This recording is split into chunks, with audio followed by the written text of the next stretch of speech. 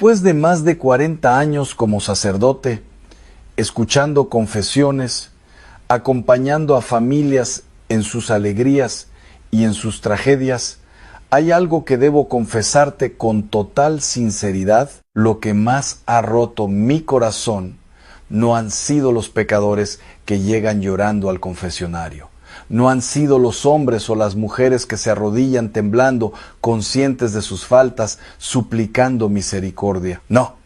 Lo que realmente me ha destrozado el alma ha sido ver a personas buenas, personas devotas, personas que aman a Dios, acercarse al altar y cometer un sacrilegio sin siquiera saberlo.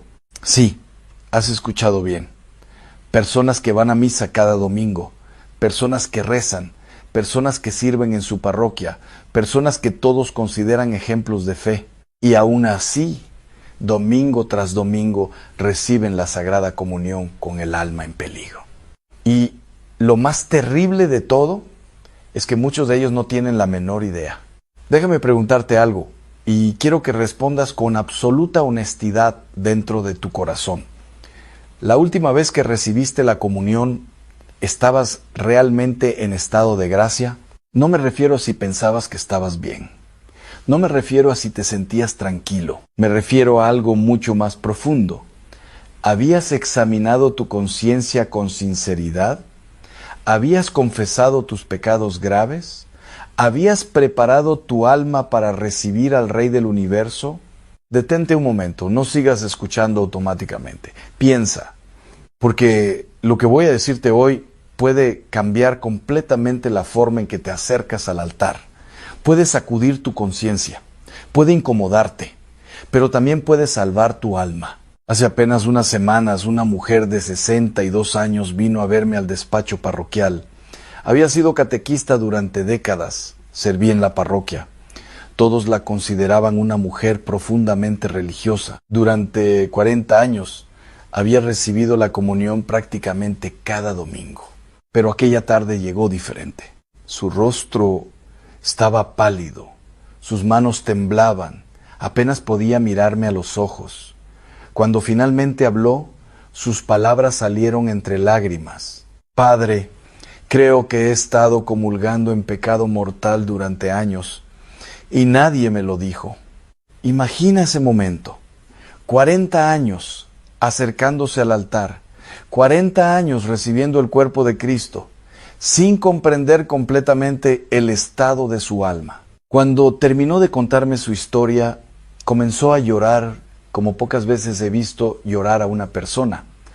No eran lágrimas superficiales. Era el llanto de alguien que de repente despierta y comprende algo que había ignorado durante décadas. Después de un largo silencio, me hizo una pregunta que jamás olvidaré. Padre, si hubiera muerto la semana pasada, ¿dónde estaría mi alma ahora? No pude responderle con frases fáciles. No pude darle una tranquilidad barata. Lo único que pude hacer fue abrazarla y rezar con ella. Porque la verdad, y sería, y ahora quiero que escuches esto con mucha atención, porque lo que ocurrió con esa mujer podría estar ocurriendo con muchas personas hoy mismo, incluso contigo. Vivimos en una época en la que se ha perdido el sentido del pecado.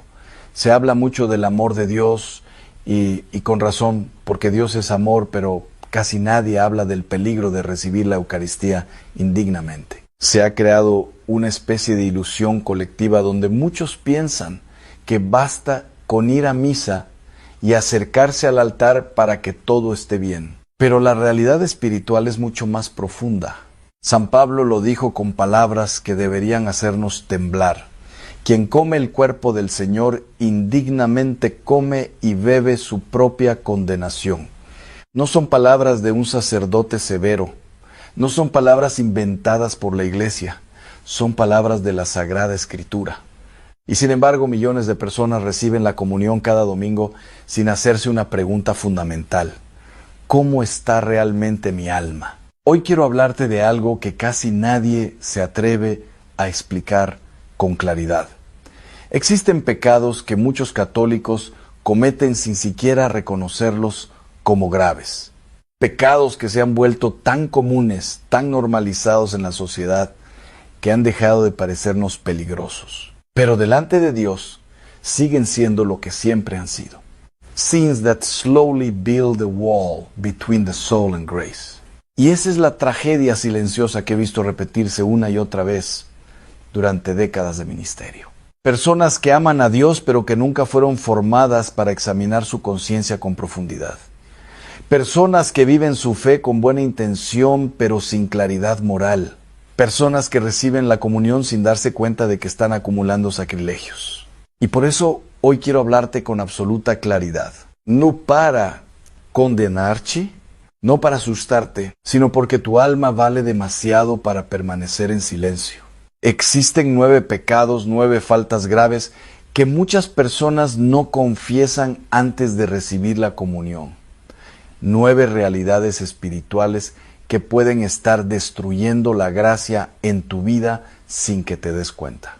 Algunas son evidentes, otras son mucho más sutiles, pero todas tienen algo en común: separan el corazón humano de Dios. Y lo más inquietante es que muchas personas que las cometen siguen acercándose al altar convencidas de que todo está bien. Tal vez hoy escuches algo que nunca te habían explicado, tal vez descubras algo que incomode tu conciencia. Pero si tienes el valor de mirar honestamente tu vida, lo que descubrirás al final puede cambiar tu destino eterno. Porque el primer pecado, el más común y el más ignorado de todos, no es el que la mayoría imagina. Y cuando lo escuches, tal vez te des cuenta de que ha estado mucho más cerca de tu vida de lo que pensabas.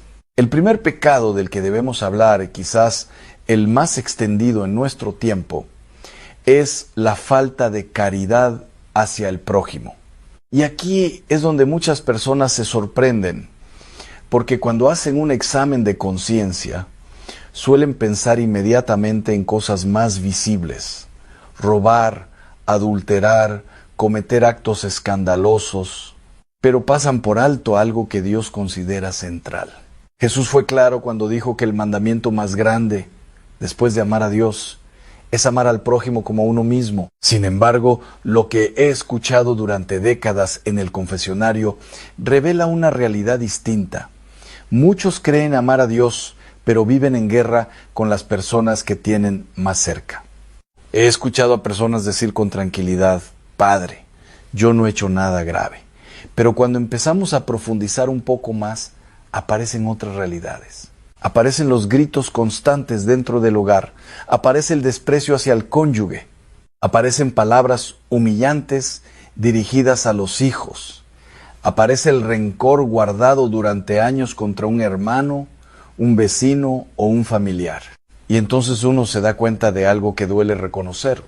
La caridad no es simplemente un sentimiento bonito, es una forma concreta de vivir. Cuando falta, el alma comienza a endurecerse. Piensa por un momento en cuántas veces una palabra ha destruido la paz en tu casa. Una sola frase pronunciada con rabia puede quedarse clavada en el corazón de otra persona durante años. He visto matrimonios romperse no por grandes traiciones, sino por pequeñas crueldades repetidas día tras día. Comentarios sarcásticos, silencios cargados de desprecio, indiferencia ante el dolor del otro. Todo eso parece pequeño en el momento, pero con el tiempo se convierte en un veneno silencioso. La falta de caridad también aparece de formas más sutiles. Aparece cuando alguien se alegra secretamente del fracaso de otro. Aparece cuando se ignora deliberadamente a quien necesita ayuda. Aparece cuando se ve el sufrimiento de un hermano y se prefiere mirar hacia otro lado para no complicarse la vida. Y en ese momento, aunque la persona continúe rezando, aunque continúe asistiendo a misa, algo en su corazón empieza a apagarse. Jesús dijo algo que a veces olvidamos: lo que hagas al más pequeño de tus hermanos, a mí me lo haces. Esto significa que cada acto de desprecio, cada gesto de indiferencia, cada herida infligida al prójimo tiene también una dimensión espiritual. No es solo un problema humano, es una herida en la relación con Dios. Y aquí aparece una contradicción que veo con frecuencia. Personas que pasan toda la semana criticando, juzgando, destruyendo reputaciones con comentarios venenosos y luego el domingo se acercan al altar como si nada hubiera ocurrido. Pero la comunión con Cristo exige algo muy concreto: comunión con los demás. No puedes decir que recibes el cuerpo de Cristo mientras rechazas al hermano que está a tu lado. He escuchado confesiones que lo ilustran perfectamente. Padres que se arrepienten de haber tratado a sus hijos con dureza durante años. Hijos que descubren demasiado tarde que nunca mostraron gratitud a sus padres. Personas que se dan cuenta después de décadas de que su orgullo les impidió pedir perdón cuando aún había tiempo. Y cuando finalmente comprenden el daño causado, la carga que llevan en el corazón puede ser enorme, pero aquí es donde aparece algo extraordinario. Porque cuando alguien reconoce sinceramente su falta de caridad, cuando se atreve a mirar su vida con honestidad, entonces ocurre algo que he presenciado muchas veces. El corazón comienza a cambiar. Personas que habían vivido durante años en la frialdad descubren de repente una necesidad profunda de reconciliación. Buscan a quienes han herido, piden perdón, restablecen relaciones rotas. Y ese momento cuando la gracia de Dios entra en una vida que decide cambiar es uno de los milagros más hermosos que puede presenciar un sacerdote. Sin embargo, reconocer este pecado requiere valentía. Porque es fácil pensar que somos buenas personas. Es fácil compararnos con quienes cometen faltas más escandalosas y decirnos a nosotros mismos que estamos bien. Pero la caridad es mucho más exigente de lo que solemos imaginar. Nos pide amar incluso cuando el orgullo nos dice que no lo hagamos. Nos pide perdonar cuando la herida todavía duele. Nos pide buscar la reconciliación cuando sería más cómodo mantener la distancia. Y aquí es donde aparece una pregunta incómoda que cada uno debería hacerse antes de acercarse al altar. ¿Hay alguien a quien no has perdonado? ¿Hay alguien a quien has herido con tus palabras? ¿Hay una relación rota que sabes en el fondo de tu conciencia que deberías intentar reparar? Porque el amor al prójimo no es una recomendación opcional del Evangelio, es una condición fundamental para vivir en la gracia de Dios. Y cuando falta, aunque todo lo demás parezca correcto, algo esencial está roto. Pero lo más sorprendente es que este pecado, tan extendido y tan ignorado, apenas es mencionado cuando las personas se preparan para la confesión. Muchos examinan su conciencia pensando solo en acciones concretas y olvidan examinar el estado de su corazón. Y precisamente por eso, lo que viene después suele ser todavía más difícil de reconocer. Porque el segundo pecado del que debemos hablar es uno del que casi nadie quiere hablar hoy y sin embargo está destruyendo innumerables almas en silencio. Y ahora llegamos al final de esta reflexión, pero también al punto más importante de todo lo que has escuchado hasta ahora. Porque después de hablar de estos pecados, después de mirar con honestidad las realidades que pueden alejarnos de Dios, surge inevitablemente una pregunta que cada persona debe hacerse en silencio. ¿Qué voy a hacer con todo esto que acabo de escuchar? Porque escuchar la verdad no cambia una vida por sí solo. Lo que cambia una vida es la decisión que se toma después de escucharla. Durante más de 40 años como sacerdote he visto algo que se repite constantemente. Personas que viven durante años con una inquietud silenciosa dentro del corazón.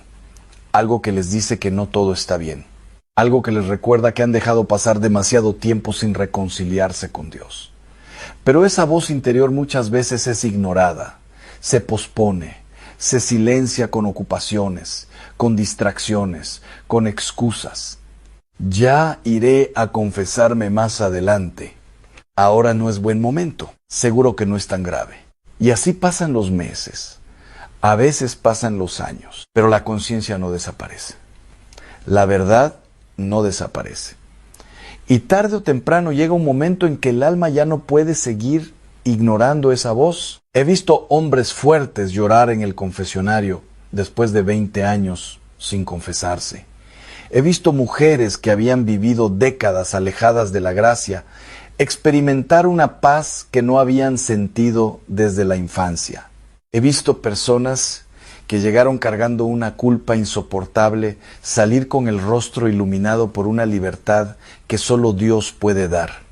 Porque el sacramento de la confesión no es simplemente un trámite religioso, no es una formalidad, no es una tradición antigua que algunos conservan por costumbre. Es un encuentro real con la misericordia de Dios. Y cuando una persona se acerca con un corazón sincero, ocurre algo que ninguna psicología humana puede explicar completamente. El peso que llevaba el alma comienza a desaparecer. La vergüenza se transforma en humildad. El miedo se transforma en esperanza. Y lo que parecía imposible comenzar de nuevo se vuelve real. Muchos temen ese momento. Temen arrodillarse y decir en voz alta lo que han hecho. Temen sentir vergüenza delante de un sacerdote. Pero déjame decirte algo con absoluta claridad. Un sacerdote ha escuchado miles de confesiones. Nada de lo que digas lo sorprenderá. Nada de lo que confieses será más grande que la misericordia de Dios. El sacerdote no está allí para juzgarte. Está allí para representar a Cristo, que ya conoce tu corazón y que lleva tiempo esperando que des ese paso. Y lo más hermoso es que cuando recibes la absolución, algo real ocurre en tu alma. No es simbólico, no es psicológico, es una transformación espiritual profunda. Tus pecados son perdonados. La gracia es restaurada. Tu relación con Dios es sanada. Muchos no comprenden la belleza de ese momento porque nunca lo han vivido verdaderamente. Tal vez hace años que no te confiesas. Tal vez la última vez fue cuando eras niño. Tal vez incluso ahora, mientras escuchas estas palabras, sientes una mezcla de inquietud y deseo. Si eso está ocurriendo dentro de ti, no lo ignores. Porque esa inquietud no es casualidad. Esa voz interior que te invita a volver no es simplemente un pensamiento pasajero, es Dios llamándote. Dios no se cansa de esperar. Hay una parábola en el Evangelio que lo explica de una manera que siempre me ha conmovido profundamente. La parábola del hijo pródigo. Ese hijo que se alejó, que desperdició todo, que tocó fondo y que finalmente decidió levantarse y volver a casa.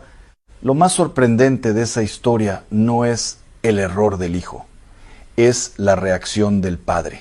El padre no lo recibe con reproches, no le recuerda cada error, no le exige explicaciones interminables. El Evangelio dice que cuando lo vio regresar desde lejos, corrió hacia él. Eso significa que el padre lo estaba esperando. Y así es Dios con cada uno de nosotros. No importa cuánto tiempo haya pasado. No importa cuántas veces hayas fallado, no importa cuán lejos sientas que has caído, si decides levantarte y volver, Él corre a tu encuentro. Por eso quiero terminar con una invitación muy sencilla, pero muy concreta. No dejes pasar más tiempo si sabes que necesitas reconciliarte con Dios. No pospongas algo que puede devolver la paz a tu alma. Busca una iglesia, busca un sacerdote. Tómate unos minutos para examinar tu conciencia con sinceridad. Reconoce tus faltas, confía en la misericordia de Dios y cuando salgas del confesionario después de una buena confesión, experimentarás algo que millones de personas han experimentado antes que tú. La paz profunda de saber que tu alma está nuevamente en gracia. Esa paz no se compra, no se consigue con éxito ni con dinero. Solo nace cuando el corazón vuelve a Dios. Y entonces, cuando vuelvas a acercarte al altar para recibir la Eucaristía, lo harás de una manera completamente distinta. Ya no será un gesto automático, ya no será una rutina dominical. Será un encuentro, el encuentro entre un alma reconciliada y el amor infinito de Cristo. Y créeme, cuando eso ocurre, todo cambia. Hay algo más que debo decirte antes de terminar este mensaje. Algo que muchos prefieren no escuchar, pero que ningún sacerdote honesto puede callar. Porque después de hablar del pecado, de la confesión y de la misericordia de Dios, todavía queda una pregunta que toca lo más profundo del corazón humano. ¿Qué está realmente en juego? No estamos hablando simplemente de sentirse mejor. No estamos hablando solo de vivir con más tranquilidad. Estamos hablando de la eternidad. Vivimos en una cultura que ha aprendido a ignorar esta palabra. Eternidad. Todo gira en torno al presente, al bienestar inmediato, a las preocupaciones de cada día. Trabajo, dinero, problemas familiares, planes, distracciones. Y en medio de ese ruido constante, el alma corre el riesgo de olvidar algo esencial. Esta vida no es el final de la historia. Cada uno de nosotros fue creado para algo mucho más grande que unos pocos años en este mundo. Fuimos creados para Dios. Fuimos creados para la eternidad. Y sin embargo, ¿cuántas personas viven como si nunca fueran a rendir cuentas de sus actos? ¿Cuántas personas viven como si las decisiones morales no tuvieran consecuencias más allá de este momento? ¿Cuántas personas suponen que todo se resolverá automáticamente al final, sin conversión, sin arrepentimiento, sin un verdadero cambio de vida? Pero el Evangelio nunca enseñó eso. Jesús habló constantemente de misericordia, sí, pero también habló de responsabilidad. Habló del juicio, habló de la necesidad de estar preparados, habló de vírgenes prudentes y vírgenes necias. Habló de talentos que debían ser utilizados. Habló de un día en que cada persona tendría que responder por la forma en que vivió. Estas palabras no están destinadas a provocar miedo vacío.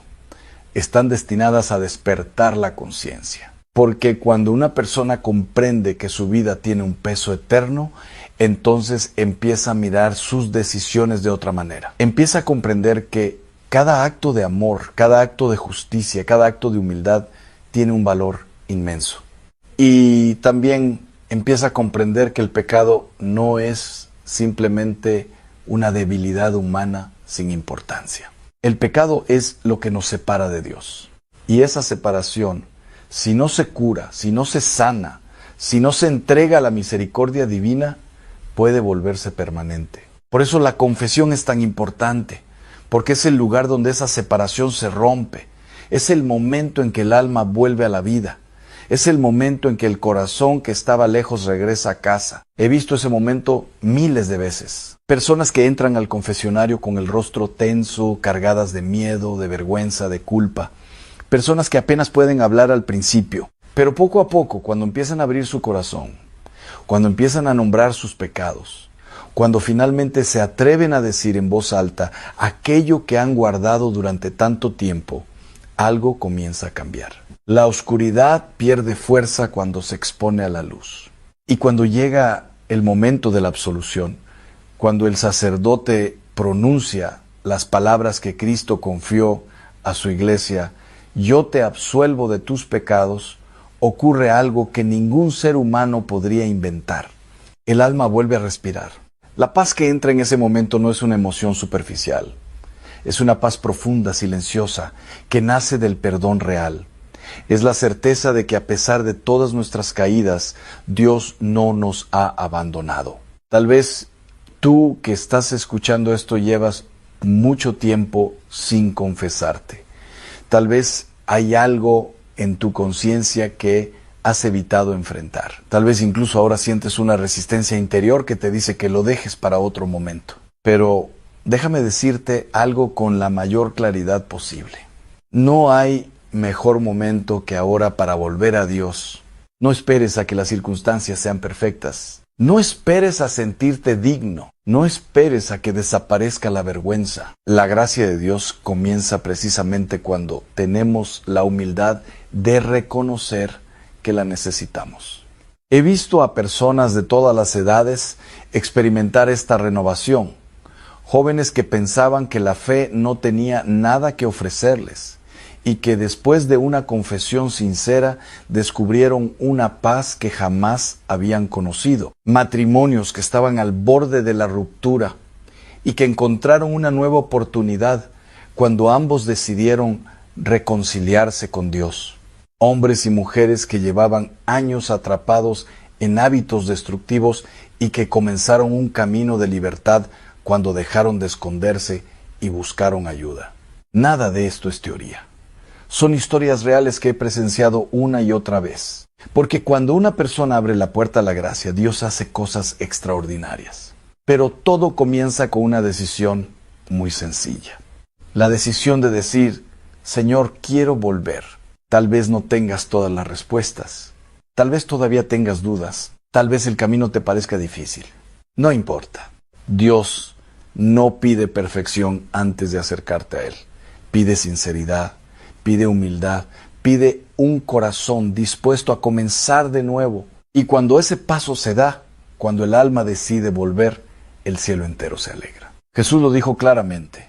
Hay más alegría en el cielo por un solo pecador que se arrepiente que por 99 justos que no necesitan conversión. Eso significa que tu regreso importa, tu confesión importa, tu vida importa. No eres un número más, no eres un error irreparable, no eres alguien condenado a cargar con su pasado para siempre. Eres un hijo, una hija, amado por Dios más de lo que puedes imaginar. Por eso quiero dejarte con una invitación muy simple. Si este mensaje ha despertado algo en tu corazón, no lo dejes pasar. Toma unos minutos en silencio, examina tu conciencia, piensa en tu relación con Dios, con los demás, contigo mismo. Y si descubres que necesitas reconciliarte, busca el sacramento de la confesión.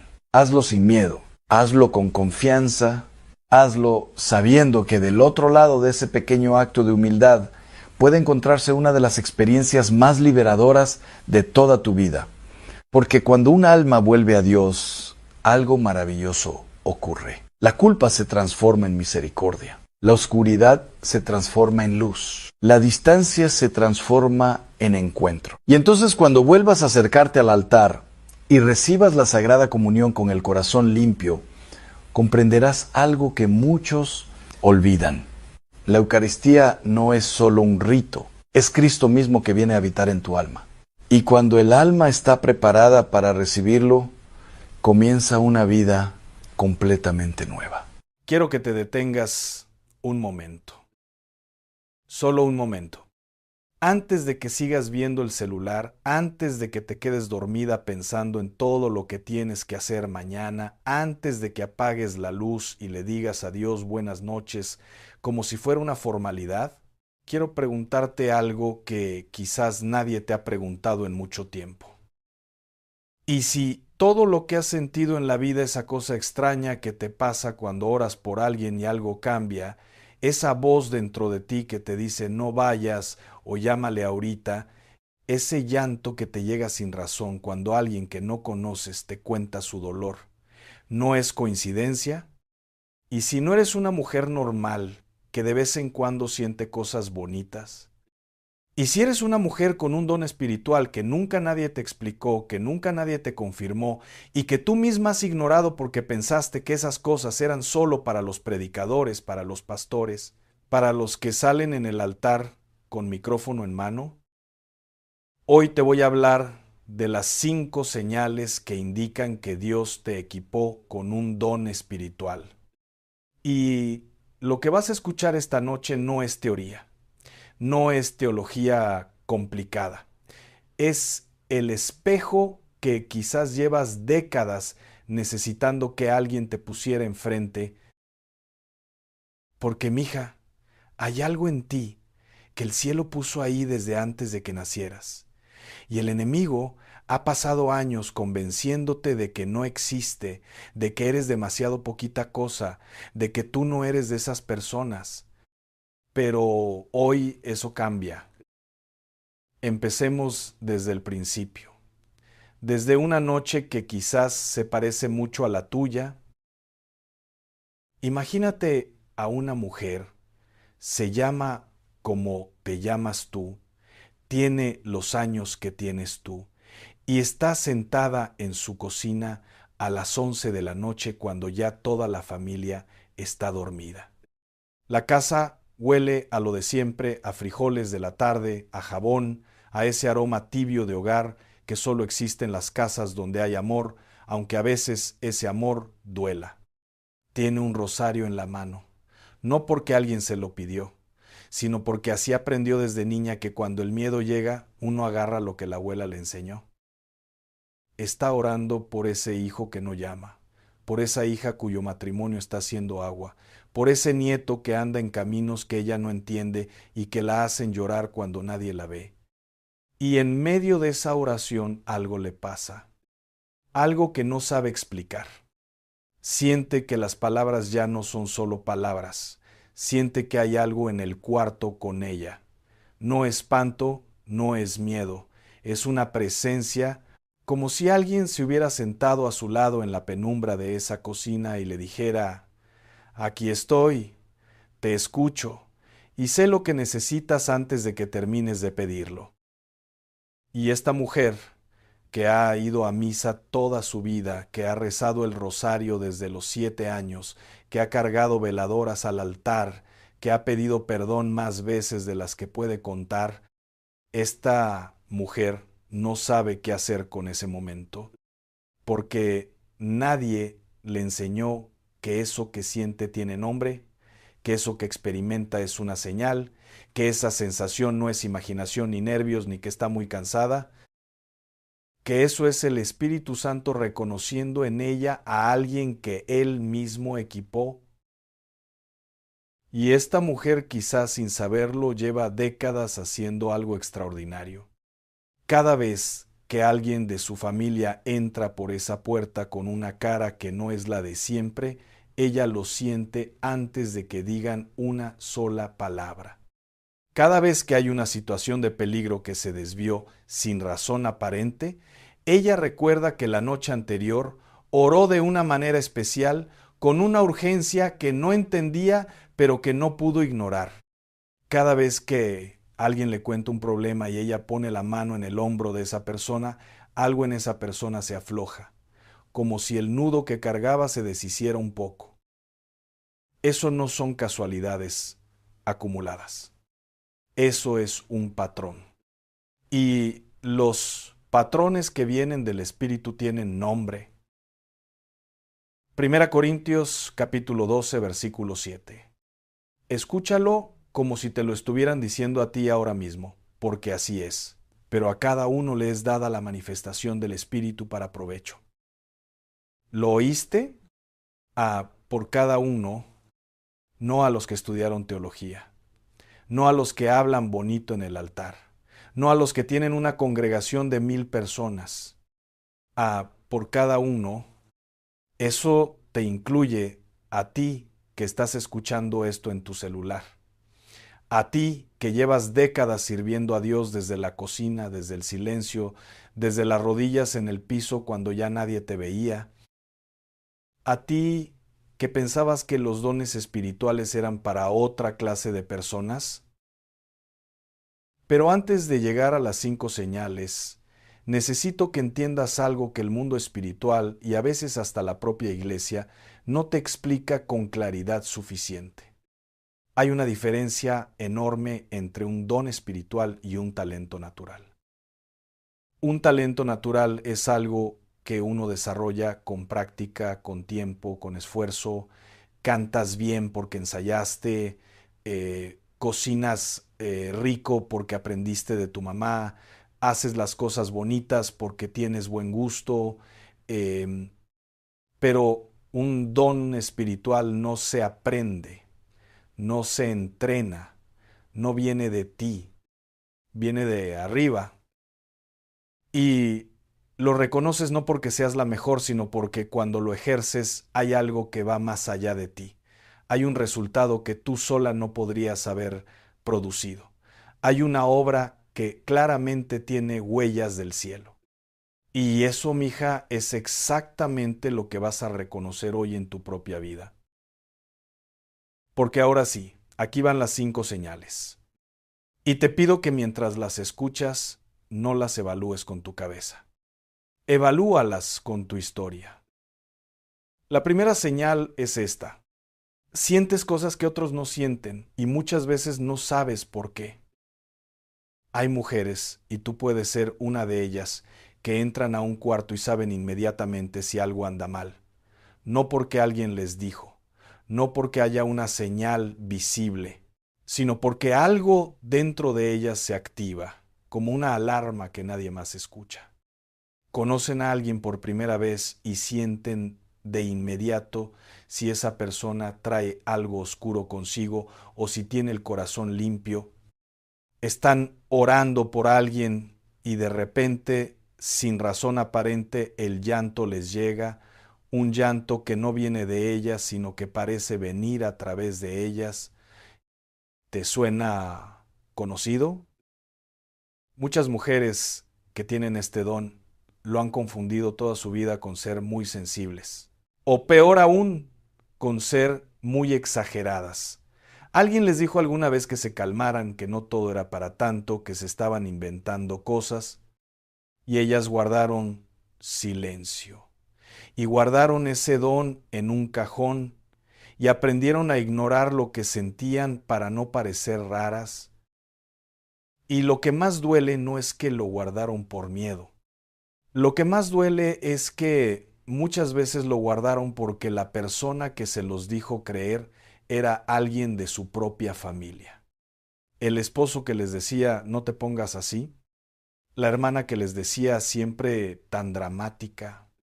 La suegra que decía, esa mujer está loca, con una sonrisa en la boca. Y ellas, que siempre pusieron a los demás por delante, decidieron que era más fácil callar que explicar algo que ni ellas mismas podían poner en palabras. Pero la Biblia tiene nombre para eso que sientes. Se llama discernimiento de espíritus y es uno de los dones del Espíritu Santo más poderosos y más necesarios en estos tiempos. 1 Corintios 12, versículo 10, lo llama exactamente así: el don de discernir espíritus. No es paranoia, no es superstición, no es que estés loca o que te estés inventando cosas. Es que el Espíritu Santo te ha dado la capacidad de percibir lo que está detrás del velo de lo visible. Y eso, lejos de asustarte, debería llenarte de reverencia. Porque Dios no le da ese don a quien quiere presumir de él. Se lo da a quien está dispuesta a cargarlo con responsabilidad, con oración, con humildad. Piensa en Ana. ¿La recuerdas? Es menor que numeral 0. 5 numeral es mayor que Ana, en el libro de 1 de Samuel, capítulo 1. Una mujer que cargaba un dolor tan profundo que su oración parecía locura desde afuera. El sacerdote Elí la vio mover los labios sin hacer ruido y pensó que estaba borracha. Pero Ana no estaba borracha. Estaba orando desde un lugar tan profundo que las palabras ya no le alcanzaban para expresarlo. Ana tenía algo que iba más allá de la devoción religiosa. Tenía una conexión con Dios que operaba en una frecuencia que los de afuera no podían sintonizar. ¿Y qué pasó? Dios le respondió. Y el hijo que nació de esa oración tan profunda fue Samuel, el profeta que ungió reyes. Fíjate bien en ese detalle. Ana no oró para tener un hijo famoso. Oró desde el dolor más puro que una mujer puede cargar. Oró sin saber lo que vendría. Oró desde el suelo, desde la nada, desde el ya no puedo más. Y Dios, que mira el corazón y no las palabras bonitas, respondió a ese gemido con un milagro que cambió la historia de todo un pueblo. ¿Cuántas veces has orado tú de esa manera? Desde ese lugar tan hondo que ni las palabras te alcanzan. ¿Cuántas veces sentiste algo en la oración que no podías explicarle a nadie? Eso no es raro, eso es señal. La segunda señal de que posees un don espiritual es esta. Cuando oras por alguien, algo pasa. No siempre de inmediato, no siempre de la manera que esperabas, pero pasa. Y no me refiero a que seas perfecta en la oración. Me refiero a que hay un poder en tus intercesiones que va más allá de lo que tus palabras podrían lograr solas. Hay personas que llevan décadas orando por lo mismo, por ese hijo pródigo, por esa hija que se alejó de la fe, por ese familiar enfermo, y siguen ahí, de rodillas, aunque los resultados tarden, aunque el cielo parezca callado. No se rinden, no porque sean masoquistas, sino porque algo dentro de ellas sabe, con una certeza que supera la lógica, que esa oración está haciendo algo que los ojos todavía no ven. Eso se llama intercesión. Y es un don. Romanos 8, versículo 26, dice algo que te va a detener el corazón si lo lees despacio. Y de igual manera el Espíritu nos ayuda en nuestra debilidad, pues qué hemos de pedir como conviene, no lo sabemos. Pero el Espíritu mismo intercede por nosotros con gemidos indecibles. ¿Lo oíste? El Espíritu Santo ora por a través de ti. Cuando tú no sabes qué decirle a Dios, cuando el dolor es tan grande que ni la oración te sale completa, el Espíritu Santo toma ese gemido, ese suspiro, esa lágrima que cae sola en la oscuridad y lo convierte en una intercesión perfecta ante el Padre. Tus oraciones nunca son defectuosas, nunca son insuficientes, nunca llegan tarde, porque no oras sola, nunca has orado sola. Y aquí quiero decirte algo que quizás nadie te ha dicho con estas palabras. La intercesión que tú has hecho a lo largo de tu vida ha cambiado cosas, ha movido cielos, ha detenido desgracias que nunca supiste que se acercaron, ha abierto puertas para personas que ni siquiera saben que alguien oró por ellas. Piensa en esa veladora que encendiste hace años por alguien que estaba enfermo y que se recuperó cuando los médicos ya no esperaban nada. Piensa en esa noche que no podías dormir y algo te despertó a las 3 de la mañana con el nombre de alguien en el corazón y al día siguiente te enteraste de que esa persona había estado en un momento de peligro exactamente a esa hora. Piensa en esas palabras que le dijiste a alguien en el momento preciso, sin preparación, sin saber por qué dijiste exactamente eso, y que esa persona te miró como si le hubieras leído el alma. Nada de eso fue casualidad. Nada de eso fue suerte. Eso fue Dios operando a través de un canal que Él mismo construyó en ti. Tu oración tiene peso en el cielo, aunque tú sientas que eres poca cosa, aunque nadie te reconozca, aunque no salgas en ningún altar y no tengas ningún título. Tu oración tiene peso en el cielo. Ahora viene la tercera señal, y esta quizás sea la que más te va a mover. La tercera señal de que posees un don espiritual es que llevas cargando el peso de los demás desde que tienes memoria y no porque quieras, sino porque no puedes evitarlo. Hay personas que lloran contigo sus problemas y cuando se van tú te quedas con el peso de lo que te contaron como si fuera tuyo. No es que seas débil, no es que seas demasiado sensible, no es que tengas que poner más límites, como te dicen los psicólogos modernos. Es que Dios puso en ti una capacidad de compasión que va más allá de lo humano. ¿Sabes lo que significa esa palabra? Compasión. En el hebreo del Antiguo Testamento, la raíz de esa palabra viene de la misma raíz que significa por entrañas. Cuando la Biblia dice que Dios tuvo compasión de su pueblo, no está diciendo que sintió lástima desde lejos. Está diciendo que algo en las entrañas de Dios se conmovió. Y hay personas en las que Dios puso esas mismas entrañas de misericordia.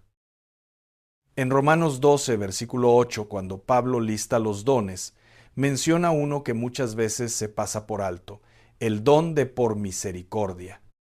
Y dice que quien tiene ese don lo debe ejercer con alegría, no con resignación, no con agotamiento, con alegría ¿Por qué con alegría? Porque el don de misericordia no es una carga que aplasta, es un canal de la gracia de Dios que fluye a través de ti hacia otros. Tú no cargas el dolor ajeno sola, lo cargas con Él. Y esa diferencia lo cambia todo. Déjame contarte de otra mujer bíblica que tenía este don en una medida extraordinaria. Noemí, la suegra de Ruth, una mujer que lo perdió todo el marido, los hijos, la tierra, la seguridad, y que aún así, cuando regresó a Belén con las manos vacías y el corazón roto, lo primero que hizo fue pensar en las jóvenes que cargaba consigo. Les dijo: volveos, hijas mías, ¿para qué vendréis conmigo? Ruth 1, versículo 11. En medio de su propio dolor, su primer pensamiento fue el bienestar de las demás. Eso no es debilidad. Eso es un don. Y Ruth, que vio ese don operando en su suegra, dijo una de las palabras más hermosas de toda la Escritura: no me ruegues que te deje. Donde tú mueras, moriré yo. Ruth 1, versículos 16 y 17. Hay personas que se quedan contigo no porque seas perfecta, sino porque en ti ven algo de Dios que no quieren soltar. ¿Has tenido personas así en tu vida? Personas que se aferran a ti no por lo que les das, sino por lo que ven en ti. Esa vecina que siempre termina en tu puerta cuando no sabe a dónde más ir. Esa hija que puede estar enojada contigo toda la semana, pero que cuando algo de verdad la asusta te llama a ti primero. Esa amiga de toda la vida que dice que contigo el peso se siente menos aunque no le hayas resuelto nada. Eso es señal. Pero aquí es donde necesito hablarte de algo importante. Porque hay algo que el enemigo hace con las personas que tienen dones espirituales. Y lo hace de manera muy silenciosa, muy gradual, muy inteligente. El enemigo no ataca los dones de frente. No llega diciendo: esa mujer tiene dones espirituales, voy a destruirla. No, eso sería demasiado obvio. Lo que hace es mucho más sutil. Llega en la voz de alguien de confianza que te dice: tú no eres para esas cosas. Llega en el cansancio de años de servir sin que nadie te diga gracias. Llega en la duda que aparece a las 3 de la mañana cuando preguntas: ¿para qué oro si nada cambia? Llega en la comparación: mira a esa mujer en la iglesia, ella sí tiene fe de verdad, yo no soy como ella. Y poco a poco, lo que Dios puso en ti para bien, el enemigo lo convierte en tierra de nadie, un don sin ejercer, una llama sin combustible, una vela que sigue en pie pero que ya no da luz. Y lo más cruel de esa estrategia es que no parece un ataque, parece cansancio normal, parece humildad, parece madurez. Ya no soy tan intensa con las cosas de Dios como antes, pero no es madurez, es erosión espiritual y el enemigo sabe exactamente cómo producirla. Poco a poco, sin que lo notes, hasta que un día te das cuenta de que llevas meses sin orar de verdad, sin sentir nada, sin esperar nada. ¿Me estás entendiendo? Quiero que pienses en esto con toda honestidad esta noche. ¿Cuándo fue la última vez que usaste conscientemente lo que Dios puso en ti? ¿Cuándo fue la última vez que no le dijiste que no a ese impulso de orar por alguien, de hablarle una palabra de aliento a alguien, de sentarte a escuchar a alguien? ¿Cuándo fue la última vez que no apagaste esa voz interior que te decía: llámale, escríbele, ora por ella ahora? La cuarta señal viene ahora, y esta quizás sea la más difícil de aceptar. La cuarta señal de que posees un don espiritual es que has sufrido más de lo que parece justo. Espera, no te me vayas todavía. Sé que eso suena extraño. Sé que tu primer instinto es decir, ¿cómo puede ser una señal de un don el sufrimiento? Escúchame. Los vasos que Dios elige para llevar su gloria no son siempre los más cómodos, los más protegidos, los que nunca se rompieron. A veces son los que se quebraron y Dios mismo los volvió a unir. Y hay algo en la grieta de ese vaso restaurado que permite que la luz salga hacia afuera de una manera que el vaso intacto nunca podría lograr. Segunda Corintios capítulo 4, versículo 7.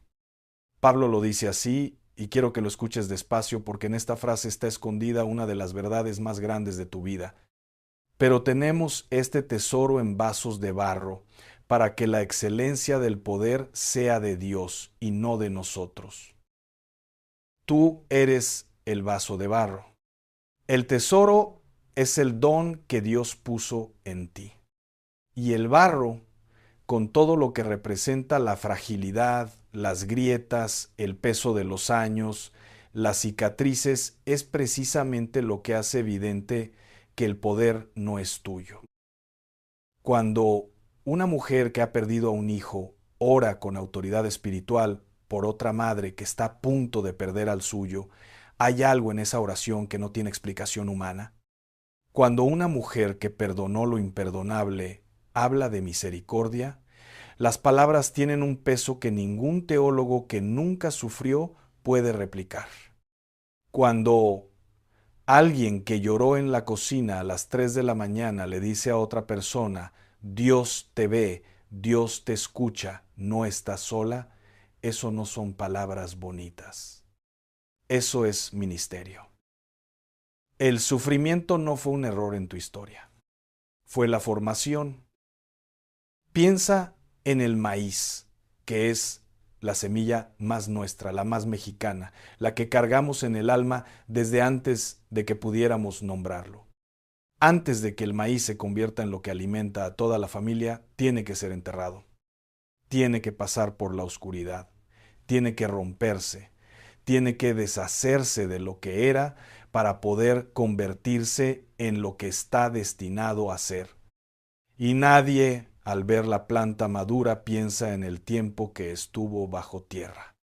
Pero ese tiempo fue necesario. Ese tiempo fue sagrado. Así es tu historia. El tiempo que estuviste bajo tierra no fue tiempo perdido. Fue el tiempo en que raíces que nadie veía crecían hacia abajo para que cuando llegara la tormenta no te pudieran arrancar. Y sé que hay dolores en tu vida que todavía no han recibido explicación, que todavía te preguntas por qué tuvo que pasarte eso, por qué a ti, por qué en ese momento. No tengo respuesta para el por qué, pero sí sé esto con toda certeza: lo que Dios no causó, lo está usando. Lo que el enemigo intentó que te destruyera, Dios lo está convirtiendo en herramienta de liberación para otras. No fuiste rota para quedar rota. Fuiste rota para que la luz saliera. Y ahora llegamos a la quinta señal, la última. Y quiero que te sientes bien para esta. Quiero que si tienes un vaso de agua cerca, lo tomes. Quiero que respires. La quinta señal de que posees un don espiritual es esta. Cuando te acercas a Dios, de verdad, no de rutina, no por obligación, sino de verdad algo se mueve en el ambiente, en tu casa, en las personas que te rodean, en situaciones que parecían imposibles. Y tú muchas veces no lo asocias contigo. Piensas que fue casualidad, piensas que fue coincidencia, piensas que simplemente las cosas se acomodaron solas, pero no. Hay una palabra en la Biblia para eso: presencia. Cuando la presencia de Dios habita genuinamente en una persona, esa persona lleva consigo una atmósfera espiritual que afecta todo lo que la rodea. Déjame decirte algo que quizás no has pensado así. ¿Alguna vez notaste que cuando tú estás en paz en tu casa, la casa está en paz? Y que cuando tú estás angustiada, aunque no digas nada, algo en el ambiente de tu hogar cambia? Los hijos lo sienten, los nietos lo sienten, hasta el perro lo siente, y eso que el perro no entiende teología. Eso no es solo emoción, eso es una realidad espiritual. En el libro de Génesis, cuando José fue llevado como esclavo a la casa de Potifar, la Escritura dice algo extraordinario. Génesis 39, versículo 5. Y aconteció que desde cuando le dio el encargo de su casa y de todo lo que tenía, Jehová bendijo la casa del egipcio a causa de José. Y la bendición de Jehová estaba sobre todo lo que tenía. La presencia de una persona con el favor de Dios bendice el espacio donde habita. José no predicó en esa casa. José no puso un altar en esa casa. José simplemente era quien era un hombre con la presencia de Dios, y esa presencia se derramó sobre todo lo que lo rodeaba. Tú eres José en tu casa. Tú eres la que sostiene espiritualmente ese hogar, aunque nadie te lo reconozca, aunque los de la familia no lo vean, aunque a veces tú misma no lo creas. La bendición que está sobre tu familia tiene tu nombre en ella. Las desgracias que se desviaron antes de llegar a los tuyos, muchas de ellas se desviaron porque tú estabas orando. Las puertas que se abrieron para tus hijos, muchas de ellas se abrieron porque tú hincaste las rodillas cuando ellos ni sabían que necesitaban que alguien lo hiciera por ellos. Y el día que tú ya no estés, no digas que no lo piensas, porque todas lo pensamos, ese hogar va a extrañar algo que no va a poder nombrar. Va a extrañar una atmósfera. Va a extrañar una cobertura. Va a extrañar la presencia de Dios que entraba por la puerta cada vez que tú entrabas. Eso no es poca cosa. Eso es un don. Eso es un llamado. Ahora quiero hacer algo contigo. Quiero que en este momento, antes de que sigamos, te hagas una pregunta honesta. Solo una. ¿Qué estás haciendo con lo que Dios puso en ti? No te lo pregunto para hacerte sentir culpable. Ya dije que no vine aquí a añadirte más peso encima. Te lo pregunto porque hay un momento en la vida de toda mujer con un don espiritual en el que tiene que decidir: ¿lo sigo ignorando por miedo? ¿O lo acepto, lo consagro y lo pongo en manos de aquel que me lo dio? Porque el miedo, ese es el obstáculo número uno. No la falta de talento, no la falta de preparación, no la edad, no el pasado. El miedo, y el miedo tiene muchas caras. A veces tiene la cara del ¿quién soy yo para? A veces tiene la cara del ¿y si me equivoco? A veces tiene la cara del ya es muy tarde para mí. Y sobre esa última quiero ser muy claro contigo esta noche. Porque en el mundo espiritual no existe el ya es muy tarde. Segunda Timoteo capítulo 1 versículos 6 y 7. Pablo le escribe a Timoteo, un joven que tenía miedo, que se sentía insuficiente, que cargaba la sombra de no sentirse a la altura, y le dice algo que retumba a través de los siglos hasta llegar a tu cuarto esta noche. Por lo cual te aconsejo que avives el fuego del don de Dios que está en ti, porque no nos ha dado Dios espíritu de cobardía, sino de poder, de amor y de dominio propio. Aviva el fuego. No lo apagues más, no lo escondas más, no lo minimices más. Aviva el fuego. Y ahora quiero que te quedes con una imagen. Piensa en la vela de tu altar. Si tienes altar en casa, si tienes esa esquinita sagrada que arreglaste con una florecita, con la imagen que heredaste de tu mamá, con la veladora que enciendes los lunes, o cuando hay una necesidad grande piensa en esa vela. Cuando la enciendes, no le preguntas si está lista. No le dices, ¿estás segura de que puedes dar luz? No la juzgas por el cebo que tiene ni por cuánto tiempo lleva ahí guardada en el cajón. No le preguntas cuántas veces se apagó antes. No le preguntas si se merece ser encendida. Le acercas el fósforo y ella hace lo único para lo que existe. Arde sin dudar, sin pedir permiso, sin disculparse por la luz que da. Así eres tú, mija.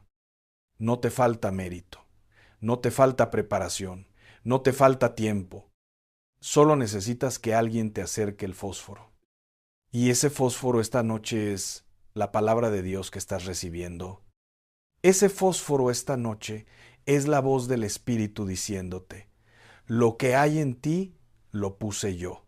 No lo desperdicies, no lo entierres, no lo apagues por miedo. Ahora viene el momento en que Dios te habla directamente a ti. No a la congregación, no a las hermanas, a ti. A la que está escuchando esto acostada en la cama mientras la familia duerme. A la que está sentada en su silla favorita con una taza de café frío que ya olvidó terminar. A la que lloró esta semana por algo que no le puede contar a nadie. A la que le pidió una señal a Dios. Hace días, hace semanas, hace meses, y que sepa que esto que está escuchando ahora mismo por la señal. Te quiero preguntar algo muy específico. Mientras escuchabas las 5 señales, ¿cuántas reconociste en tu vida? ¿Sentiste que una te describía exactamente? ¿Sentiste que 2 se parecían a cosas que has vivido? ¿O sentiste que todas, de una manera u otra, tenían tu nombre escrito en ellas? Si al menos 2 de esas señales las reconociste como tuyas, esto que voy a decirte ahora no es un cumplido ni son palabras bonitas para hacerte sentir bien. Es una declaración espiritual que tiene respaldo en el cielo. Dios te equipó con un don. Ese don no caduca. Ese don no se transfiere a otra persona porque tú no lo usaste. Ese don sigue esperando en ti, como una semilla que estuvo guardada años en un cajón y que en el momento en que la siembras germina como si nunca hubiera esperado un solo día. ¿Y sabes qué necesita esa semilla para germinar? Es menor que numeral 0. 5 numeral es mayor que 2 cosas solamente, tierra y agua. La tierra es tu voluntad, tu decisión consciente de no seguir ignorando lo que Dios puso en ti.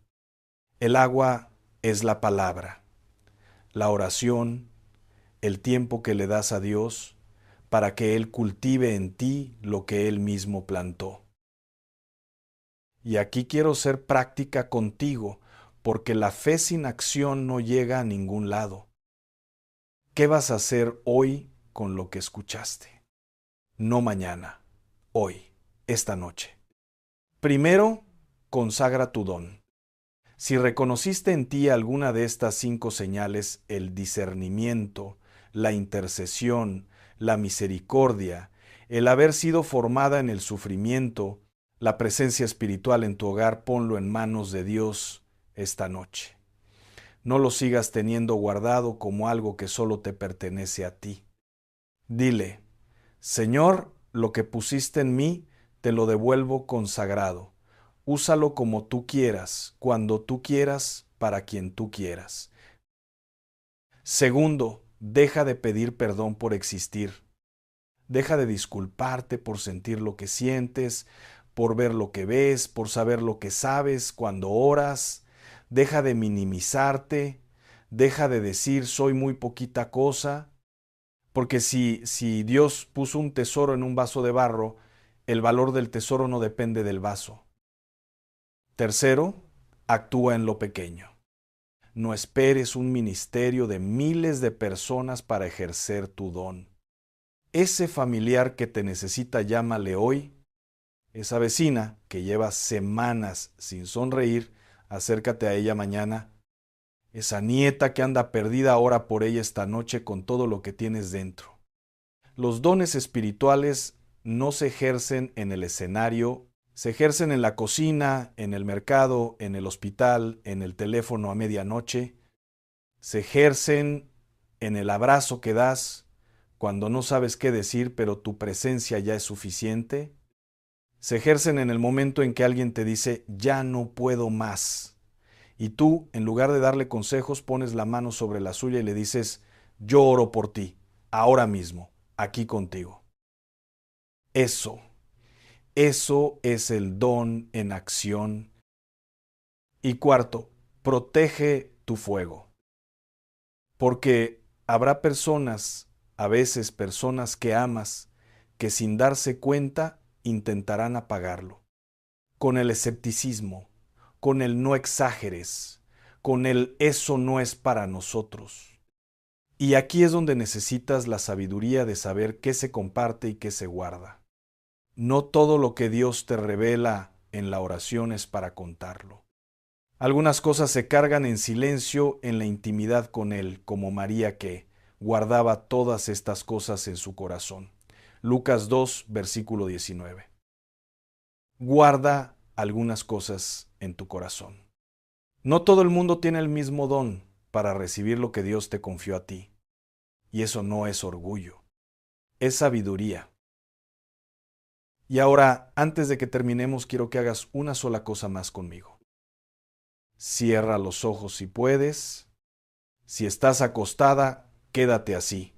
Si estás sentada, pon las manos sobre tu pecho, respira y repite estas palabras en silencio o en voz baja, con la cadencia con que aprendiste a orar desde niña, con la misma cadencia de tu mamá, con la misma cadencia de su mamá antes que ella.